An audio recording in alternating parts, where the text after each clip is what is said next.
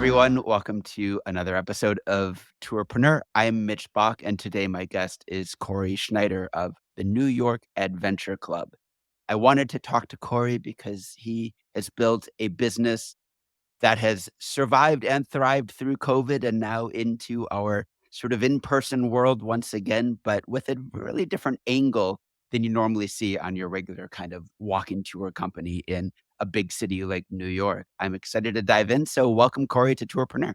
All right. Thank you for the invitation, Mitch. Appreciate it. Corey, let's just start with kind of the basic outline of what your business is, the New York Adventure Club. Who is your customer and what are you selling to them? Well, before COVID, I would say we organize unique experiences in and around the city geared for locals. Now that's expanded, of course, with virtual, but it's still focusing on niche experiences and topics for international audience. So let's break down that word local. So you started this before pandemic, before it was fashionable to market to locals. That's right. Yeah, this started officially in 2014, but before that, I was personally running around the city trying to explore the city, find myself, find what I was interested in, and I was just kind of pursuing my passions on weekends, going to historic sites or interesting neighborhoods, and doing the research to figure out what was out there and what was interesting. I wanted to be an expert in something, but didn't know what that would be, and I just figured, and I hoped that this journey would kind of help me find my way. Interesting. So it was sort of born out of your own desire to sort of explore New York and figure out what was grabbing you about the Yeah, city. What born what out of grabbed boredom, you? I'd say. Just when you do the same, when you move to the city, you kind of fall into your own bubble and fall into a routine of doing the same things and hang out with the same people, and kind of wanted to break out of that. And so once I, kind of discovered these sites. So for example, going to, City Island, or, going to, these smaller museums around the city that don't get as much as press as the larger ones, and just seeing that New York really had all of these rabbit holes, and really understanding and appreciating, the motto that, New York is the greatest city in the world. And, you know, over the last 10 years, I continue to to believe that with, and, you know, it's endless.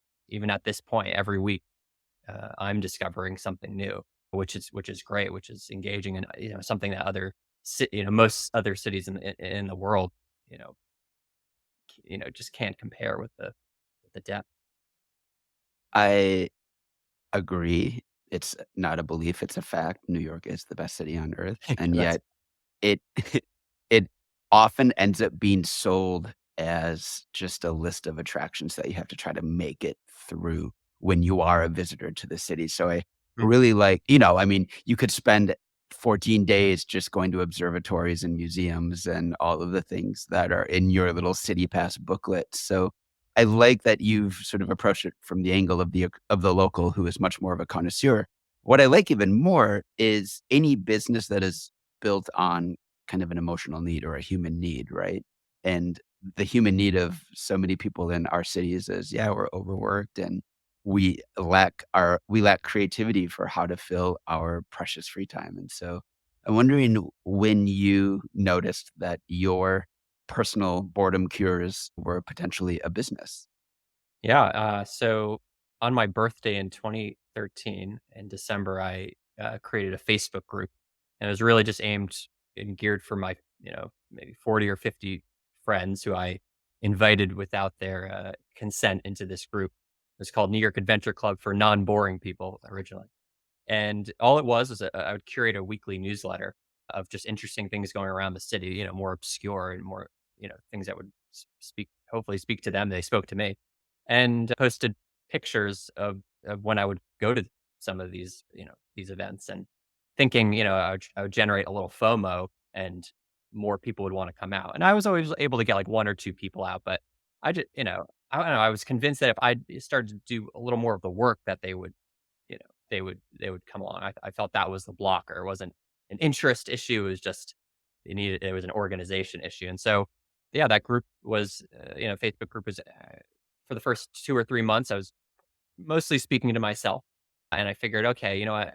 I have to I'll try one last, make one last effort to get them out. I'll organize a couple private tours for each week for 1 month.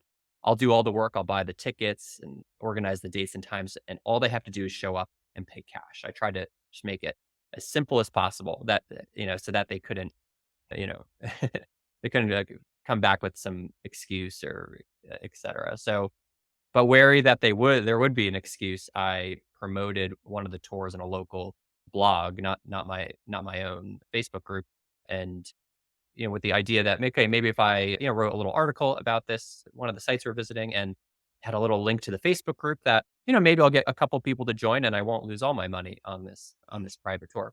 And when that blog went live I remember I was at my full-time job on a Friday afternoon, all of a sudden people started flooding into this group asking how to get a ticket. And I then proceeded to Google how to sell tickets online. So very humble beginnings, but it was the catalyst that showed that there were other people interested in this urban exploration. And at that point, there really wasn't a group doing it. There were a lot of resources out there writing about them, but no one was actually trying to organize people to get access into these really fascinating locations. And that's kind of when it kind of dawned on me, like, I, you know, let me just, people were asking, "Oh, I haven't heard of the New York Adventure Club," in the group. Like, I can't believe I haven't heard of you yet. I haven't heard of myself either. And so I just kind of just hit the ground running, and it was a side gig for 2 years of trying to organize at least one or two events a week, and and I had a good knowledge of what was out there already, foundational knowledge, because I had been doing it for personally just for around a year and a half. And so I started to reach out to all these locations and try to, make the pitch that, hey, the organization for locals, and we're trying to create these unique experiences. And started started initially approach the easier to approach locations, but then as time went on and as the organization grew and there were more people and we had more events, it was getting easier to get more coveted experiences uh, and get open doors that were rarely opened. Interesting. Yeah, I remember I moved to New York City in 2006, and I remember getting onto this super cool listserv email list that every week ran down all of these unique special things. And you're right, I never went to one of them mainly because I didn't think I was cool enough. But it was always like, that's an extra lift, you kinda just wanted someone to do the organizing. So for you, it was the moment you did the organizing and just got the tickets and everything figured out that people started showing up. That was catalyst. Yeah, just that, when I came into this Facebook group and showed that people were you know, willing to go to these places, they just needed someone to kind of help put it together. And that's a theme that we've seen over the last 10 years where, maybe people, locals want to visit a certain location, but they're waiting for us to kind of create that special event to Yep, have to be their excuse to finally go. And, I see. and my focus a lot, while we do all sorts of events, at least on the tour side, really try to keep it focused at, what those destinations were that would appeal to the audience that was being built. And, fortunately, I was my own and am my own target audience, target market. So, using that gut feeling to help pick the locations and figure out what experiences people actually want to go to and which ones are going to be fulfilling and really showcase the interesting people and places that represent New York. How did it grow then? Was it just word of mouth, that kind of glorious organic Facebook days of just people discovering things? Yeah, up until COVID, it was slow and steady. A couple, maybe 100 new subscribers, a month, and the number of events slowly increased. So by 2020, the audience was around 15,000 people, and we had around 20 events, in-person events a week. And it's a mix of recurring experiences, but then also filtering in new events, of course. But I should clarify, while it is a club, it's not a private club, so there's no fee to be a member per se. You simply just register for the event find of interest. So they like how I always wanted to position New York Adventure Club is it's sort of a public organization that curates private experiences. Or Did you ever think of we curate private experiences for the public. That's always been the sort of focus. did you ever think of a membership model? 'Cause 15,000 people wanting to do that could be Definitely, interesting.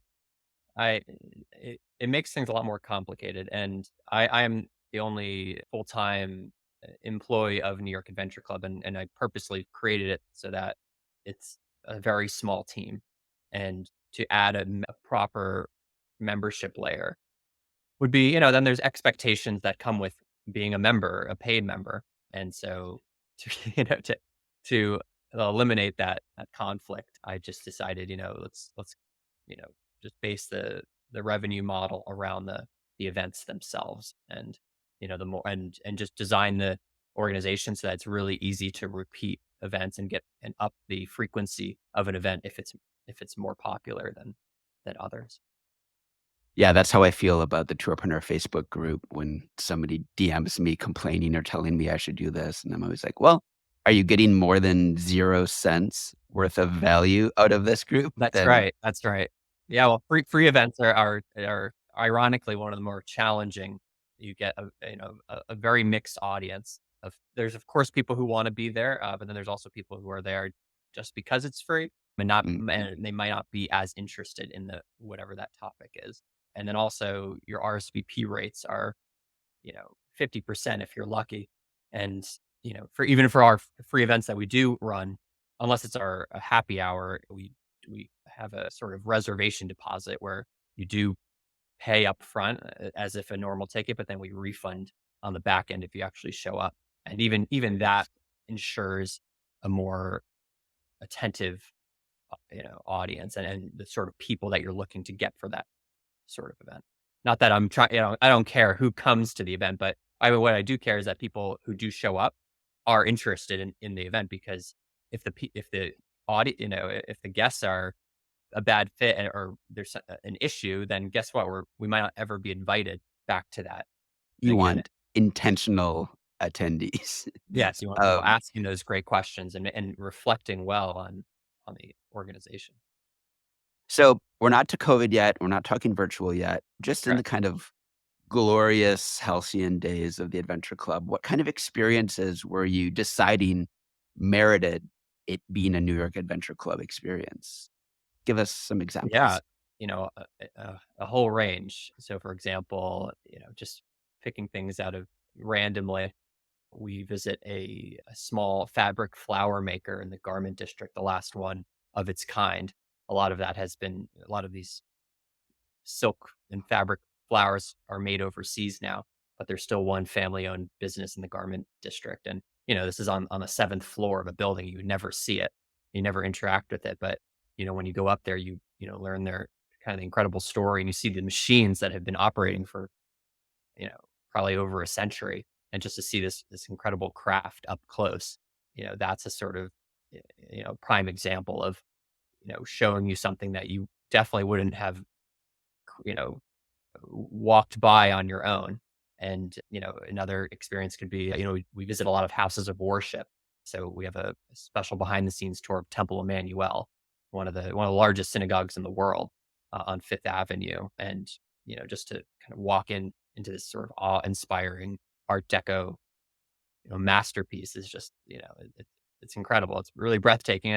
And once again, it is a site that I'm sure a lot of people have walked by when they walk up or down Fifth Avenue, but to go inside, the only people who usually go inside are people who are going in for service or a certain event there. But this once again trying to make it as easy as possible, where you can just register and you know be taken through the many rooms and historic sites within that location. So that's always a kind of a quintessential. We did have many years ago, we used to have this incredible behind the scenes of Grand Central. So that's like the most coveted events are these special access, let's say a special access tour of a very well known location, right? That's the sort of the pinnacle there. And for a couple of years, we had this 4 hour behind the scenes of Grand Central, and you would go into M42, the substation that powers Grand Central, to underneath the Waldorf Track 61,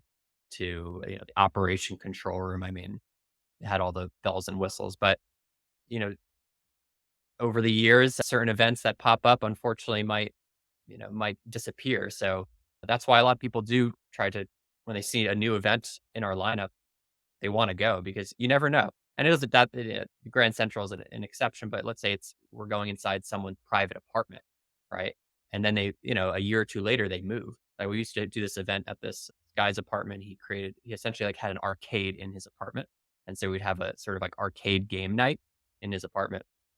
But he moved, a couple of years later, and that was it. It's never coming back. So there is, that is the risk for some of these smaller locations, or sort of more coveted locations, that door might close. And as you can imagine, COVID was a big door closing event that required me to have to restart essentially the whole business on the in-person side, and see who was left standing and who was willing to let us in, and or lead more niche neighborhood tours that we also have. So Yeah, I'm really impressed at sort of the energy this seems like it would take to discover not only these places, but then forge the relationships necessary to gain access. How did you go about doing that? Did you just go up to someone at Grand Central who was like, "Hey, I'm special. Can I go into this yeah, incredible hidden gem that every tour guide talks about?" definitely. Yeah, relationships are at the heart of it. And so, it's trying to, meet the people who are making these decisions, and try to, you know, pitch to them the difference with New York Adventure Club versus maybe, quote unquote standard tour operator, and really stressing that, the audience here are New Yorkers, just like as you being the place we're trying to visit, or the person that, is trying to give us access, and trying to pitch it that way, because we weren't going to win on the financial side. Of course, a location that is used to private events, we can get thousands of dollars for a specific event. It's just not realistic. And so there's always, especially with venues or locations that have like private events teams, that we really just try to stress that this is an educational tour. And that's what it is. It's not just about going inside, because that's one thing. That's great to have access, but you need the content to back it up. You need someone who knows what they're talking about. So even, for all the, there've been many events that we've almost put together that have of incredible locations, but if we didn't have the right person to lead that experience, then we probably didn't go forward with it, because you really need that content. That's also half the story, so that you could walk away and really appreciate the story and the history behind, the site you just visited. And so that in 40 years, if you maybe don't live in New York anymore, that you look back and you remember that moment and how it defined your New York experience. Yeah, you're really creating wow moments, and the wow moment is the experience of being granted access for a moment. I remember the time I got drunk with my friend, and she had a key to the Gramercy Park, that's a private park, and we opened it up, and we had champagne on a park bench, freezing our butts off at 2 a.m., and it was just like it was magical, right? I've never been in that park ever since. I don't actually care to go back into it, but I am so happy that I had that moment of access to that park Yeah. that one day. Yeah. Yeah. When you so you're hiring guides as well for all of these experiences, or what does that look like? It's a mix. So, if it's more of a sort of a neighborhood experience, so let's say we're doing East Village music tour, that will be with a guide. If we're visiting, let's say it's a private institution, the tour will probably be led by a staff member of that uh, institution. So, for example, we visit the Whitney studio, the original Whitney studio, which is at the New York Studio School in the Village. And so that tour, for example, is led by a staff member of of the school, and who will arguably be the most knowledgeable of at least the history, and then also the school's history. So it's a hybrid of of working with independent guides, but then also working with these institutional leaders. And we also work with authors. So it really depends on what the topic is. If it's an author who focuses on one subject, then we'll work with them on in-person events as well if they're in the New York area. Interesting. So let's dive into 2020 Yeah. and beyond. So you lost, like all of us did, access to anything physical. Was it a pivot to virtual, and how did that look and how did that go? Yeah, so if I know it's hard to remember those days, but there was probably 2 or 3 weeks of this, where the writing was on the wall that things were about to originally group sizes were limited from and limited to, let's say 100 people or 200 people, and then every week it seemed to be going down. And initially I thought, okay, I can still run the business because we have most of our events are whether it's a tour or a social experience, they're usually under 40. But then, then there are caps around there. And then, then I was speaking with I remember speaking with my brother and like, he was like, even if this were, COVID were to go away today, like there's still going to be lag time, where people won't feel safe and for a period. And kind of made me realize that, okay, I need to figure out what virtual looks like for New York Adventure Club because I had never thought about it. No one had ever really thought about at least paid ticketed virtual events for their companies. It wasn't a thing. There wasn't the network adoption by everyone, right? To use Zoom. We weren't I into it, and then sound appealing. Oh, I wanted to become a tour guide into my I, Zoo my webcam. I know, right? And well, it's funny. I had Zoom on my computer, but I only used it to I used it just as for like calls, international calls with one other colleague. Like I didn't even think about to use it for video.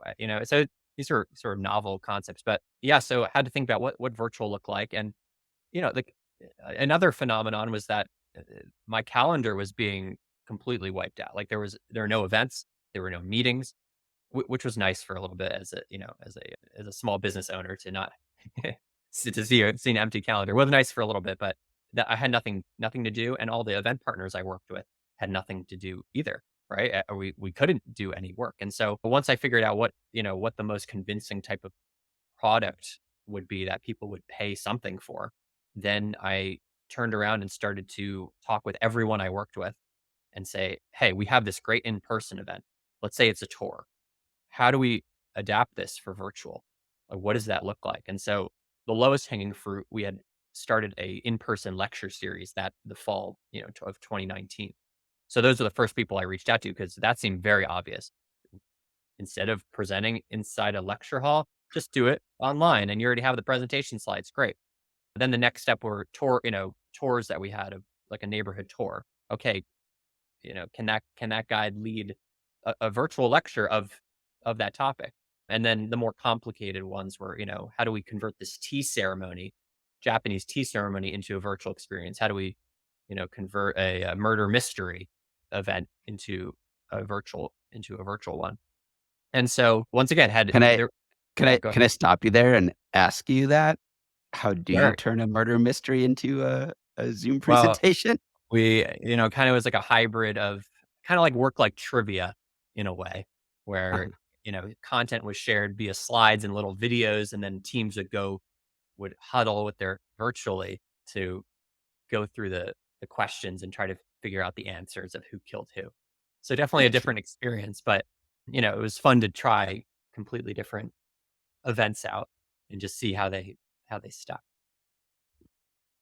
Yeah, I actually really love basically you built a business around your curiosity and a willingness to experiment.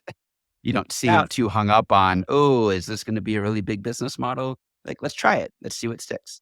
I think we didn't have a choice. I forget the motto of, innovations born from necessity. There, I just couldn't do in person, and because I believe that even if COVID had gone away immediately, there'd still be that lag time. I knew that I needed to do something if I wanted to keep the business going, and once again, it just like the sort of the Facebook group, the idea with the virtual was not to make a big business. It was just to keep the lights on. Like that was honestly the only thing. And I had zero idea how many people would sign up for these events. I thought it would just be, maybe 10 or 20. But, I think it was a mix of being able to act quickly, and work with the event partners, and they were all on board, which is they are they are very as much of the business as I am, because I depend on all of these event partners, from tour guides to museums, to help, create the content, or to run the content. So once again, no one had anything to do. So they jumped in and said, "Hey, let's try it." For the first two, I remember our first event, we had like 100 people, like, people pay and watch. And like, it blew me away. It was terrifying. You know, I had come on to, like, introduce the event, and I was like, I didn't have the setup that I do now with the ring light. So, my computer was stacked on my bed, and it was facing a white wall, just, because all the other walls were not good. So there's definitely a big learning process. But I'd say probably 2 or 3 months after that initial webinar is when things just went crazy. I think it was a mix of that there weren't a lot of players in the virtual event space. I think, we're fortunate to have a lot of content right off the bat. Like, the first week of shutdown, we had our first virtual event, and you know, as the audience sizes started to grow exponentially, then and I didn't have any in-person events to worry about. I was just focusing all on virtual events. We were all locked inside, so it was like this strange period where I could just work, all the time. And definitely 6 months of that, I experienced a pretty intense burnout, because it was not only working behind the scenes and organizing the events. I realized you need someone to watch the events too, because unlike an in-person tour where I trust the guide, I know they're going to do a great job. With the virtual, they might be a great, probably a great presenter, but if their internet connection goes out, you need someone there who's going to help, keep the show going, keep things professional, and work with the presenter to get back online. So, I had to figure out how to scale and make it less intensive on me personally, because it was definitely becoming a lot. So let's take a look at sort of the business today. Are you still running virtual? Because a lot of tour operators have just sort of given up and said, "Well, we're back at it. We're busy again." Where does virtual fit into your landscape today? Yeah, it's a core part of the business. Last year, 70% of our events were virtual for 2023. So we have up to 10 to 15 virtual events a week still. Now they're not at the numbers that they were in the golden days, I'll say, in the first year and a half, but it's still at a level that is worthwhile for everyone involved. And the sort of I will say there are certain events that we don't do anymore because that audience has left. So that murder mystery audience, they're doing the murder Mhm. mysteries again in person. Those trivia, that sort of crowd, they have left. But the crowd that has stuck around, and what comprises the kind of core audience of virtual, are the is the lecture crowd. So the people who enjoyed going to lectures in person enjoy probably more going and watching it virtually, because I mean, there's just so many reasons. One, that you could do it from your home. Our standard policy is to keep the replay open for 1 week for most webinars. So, hey, they can't watch that night, they'll just watch a couple days later. So there's that flexibility. There's the sort of the seemingly one-on-one experience. We have a Q&A at the end, and you're only seeing the presenter, at least for our view. So it seems like it's almost like a personalized experience. And you don't have the you don't and then from the organizer side, it's a huge difference. First, for the presentation itself, you don't have to worry about any technical, or I should say, you don't have to worry about someone interrupting, that phone going off. You don't have to worry about capacity of the event, security, or who's checking people in. With virtual, is you have one person we have a moderator for each event, and the presenter, and that's all you need from the back end. And then you can have, whether it's 100 people or 1,000, for the most part, it runs the same.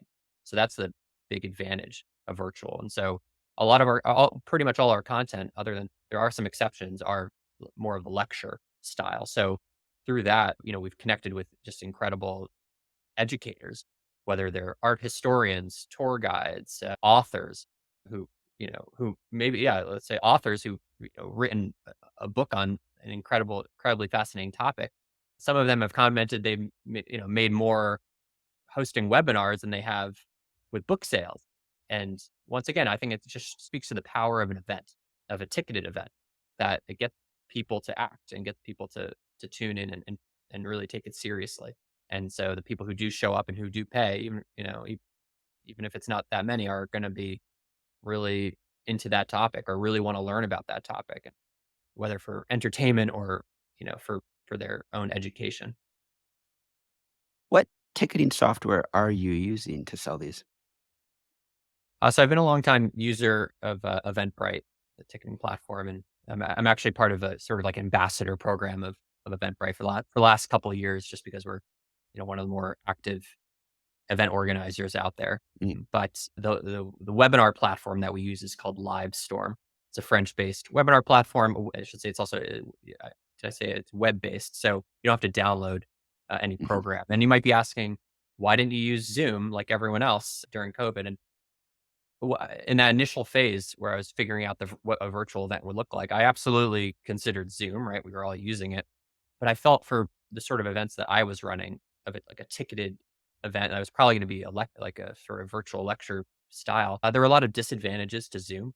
One big one was that a private room had a single URL, which meant that, sure, if let's say I sold 30 tickets, every person would just get the same link, maybe with a password, but then I would have to manage like who's in the room and who paid, because there is integrity behind that ticket. I don't want, if you're paying, I don't want like 20 other, people who didn't pay to be in there. That's not fair to you. And what was nice about Livestorm was that it produced a could set it up so it produces a unique access link for the registrant. So there was some back end kind of, technical setup to make sure that if when someone purchases a ticket through our site, that it sends them the webinar access link. But once we establish that, then for the most part, it ensured ticket integrity. And by using a web-based platform, no one had to download something new, and then replays saved in the same room, like, and it would show instantly. So there's just a lot of advantages to to my particular case, to the Adventure Club's particular case. But, Zoom is a great platform for virtual meetings and other things. It's just about what works for you. And to this day, we still use Livestorm. And, we've hosted well over 3,000 virtual events on the platform. And is it perfect? No. There's going to be pros and cons to any platform, but, I feel it's served its purpose, and it's continuing to. when you look at Eventbrite too, I wonder if that because it's an events platform, that it has an audience built in of locals looking for things to do that's different than, people looking for tours specifically in different locations online? Yeah, and they've really pivoted probably a year or two ago to really being a powerhouse when it comes to a search engine for local events, and they're putting a Mhm. lot of time and effort into that, and we are seeing the results of that. Of a noticeable percentage of people who are purchasing tickets for our events are doing so through Eventbrite products. So that's you know at the end of the day, right? We all want to sell more tickets. We all want more people to attend our events. Yeah, it's doing marketing for you. It's providing discoverability. That's so important, and most booking software platforms in general for tour operators don't do that. You need to then connect to Viator or connect to or have Yeah, Facebook ads or whatever. I would love to. I would love to, if I could connect to a Viator and stuff, but the issue is the management of that. Mhm. Unfortunately, there's no way to feed all of these, systems into one, or at least through, Eventbrite, so that if someone purchases a ticket in one place, it's taking away from the central location. And like I tried the route of, like, yeah, creating events in the past of like on specific platforms, and we had a part, we were part of the Airbnb experiences rollout in the, I don't know, 2016, 2017. But, it was just too much to, as an organizer. Maybe, as a specific, if you were the tour guide, that it could be a different situation, but it was just too much. And I, I just decided to really focus on on on sources that I can just drive to one location and just make it simple. I think that's such a valuable business lesson in general, which is just keep it simple. And it sounds like you weren't afraid to say no to other opportunities or sales channels or potential, revenue additions because you just wanted to stick to something that feels manageable and doable and do it really, really well. That's such an important Yeah. lesson. It's just When When you do think, though, about customer acquisition, are you just still riding that kind of word of mouth, Eventbrite discoverability wave, or are you doing active advertising campaigns or social media, anything like that? Yeah, so of course there's still the grassroots, and because my philosophy has always been the more events that you create, the more engagement you create, which increases that word of mouth. And with virtual, it's able to scale that because now instead of a event you can only have 15 people, you can have unlimited. But we do have several paid Facebook ad campaigns going on that, maybe promote our in-person events or our virtual events. And Facebook has been, yeah, that's another podcast of trials and tribulations of Facebook. But to give you the mini story arc, they probably around 2020, 2019, they went all in on events and really want to, make it a great experience. And initially it was great. Organically, especially in early COVID, some of these Facebook pages that would just, we post through our account, like some of them would reach literally over a million people. It was incredible without having to pay for it, which is great. Then Facebook decided to be a ticketing platform in themselves. And so in order to pay through Facebook, now you had to use their service. So that was a huge killer. And then they changed their algorithm, and any free events were not, didn't really go anywhere. Then, we started using paid ads, and initially it was like kind of a bust. It wasn't until recently that success we've seen with they've rolled out with this Advantage Plus tool, which is like just like a better remarketing marketing tool. And so far, for the sort of select events that we've used it for, have seen enough promising results to really increase the ad budget. So we're spending a certain amount per day on all these different buckets, and and making sure that our ROI is, of course, yeah, at least 2x. Otherwise, it might not be worth it. There's But a lot of R for your I. yeah, yeah, exactly. So, but always looking for those sources, and those other maybe communities of people that our events will appeal to, because that's always been a big driver, is finding those, tapping into those other communities that, if they knew that your events existed, you would, gain a whole new population of people, and who hopefully will on their own want to, do more events with you. Who speaking of communities, who are those individuals still taking your virtual tours or lectures or experiences? Yeah, so I'd say it is the lecture crowd. It might, skew a bit Old people? older. Yes, absolutely. But, you know, they had to, I really commend them because technology is not as intuitive for older demographic as it is for people who grew up with computers. And once again, just like with in-person events, we try to make it as simple as possible on the virtual side so that you purchase a ticket and you get your access link. In a perfect world, everyone would get their access link, and there's still friction with technology that is out of our control, unfortunately. But we try our best to make it as simple as possible for, people where computers might not come as, you know as come in as a in first, whatever I'm trying to say. It doesn't come intuitively.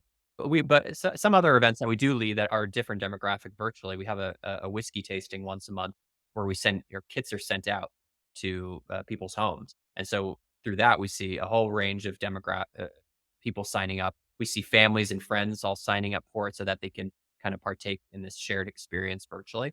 And that's something we'd see for, like, when we're doing the murder mysteries and those sort of events, that these events are able to bring people together who don't live together but participate in this shared experience.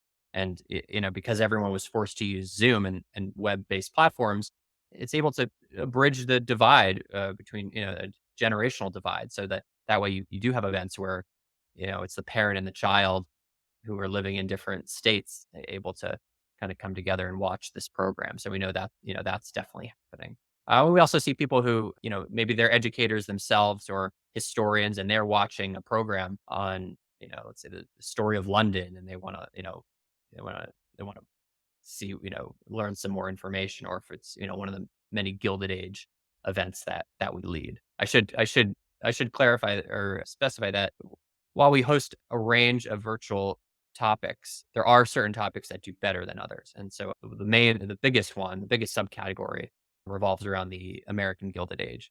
So, that period, 1870s to 1910s, roughly, of just great American wealth post Civil War, and with that wealth came large fancy houses, drama filled families and industry titans, and there's just such a fascination around that period. Hence, the Gilded Age HBO series that has been very popular. But the community of Gilded Age lovers precluded the TV series. But so you'll probably notice a lot of events are Gilded Age related, and that's not uh, by accident. Chance.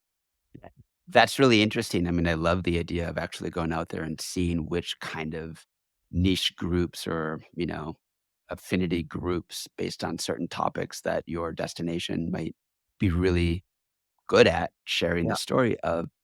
Are you still basically exclusively centered around New York themed? Is there any thought of expanding to other cities, or what's your philosophy on that?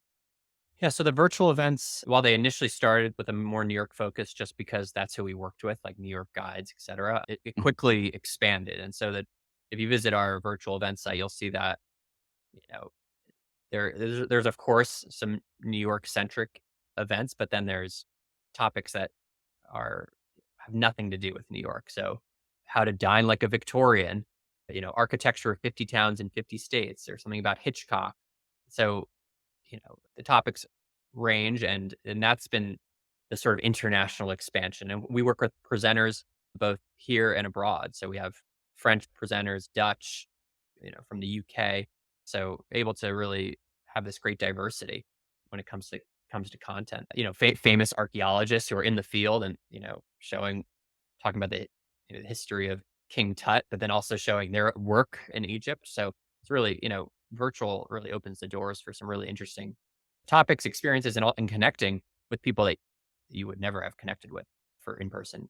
For in person, yes. Before COVID, the idea was that there could be an adventure club in every city, but the financials weren't there to really support that idea. When COVID, you know, happened, and then our virtual event numbers started to really sort of skyrocket, there was I did think about that. I was like, oh, this is interesting. This could be like the sort of the way the business of Adventure Club is the virtual, and then it allows us to have in-person communities in other cities, more of like a loss leader or just, that sort of approach. But I said, okay, let's wait until the vaccines come out because there's talk of the vaccines. And it's like, if the vaccines come out and the volume is still, in the stratosphere, then sure, yeah, let's give it a shot. But if it doesn't, let's not do that. And so, uh, as you can imagine, when the vaccines came out, pretty quickly, average, those monthly numbers started to really come down. Changed. So change, and I'm glad I didn't make any kind of drastic, sudden moves because it would have put me in a very stressful position. And while it has come down significantly from those larger days, I didn't expand too early. I didn't grow my team. So you know, not there's it was a great period. I appreciated it, but now, just charting forward where for in-person events, we're going to stick to the New York area for the meantime. But we are partnering with some other tour operators or other operators that do go a little farther out. So, for example, partnering with an owner of a private Pullman car, and they're going to do a solar eclipse event where they're going to go from New York to Niagara Falls during the solar eclipse in April, and on this vintage sort of 1950s car.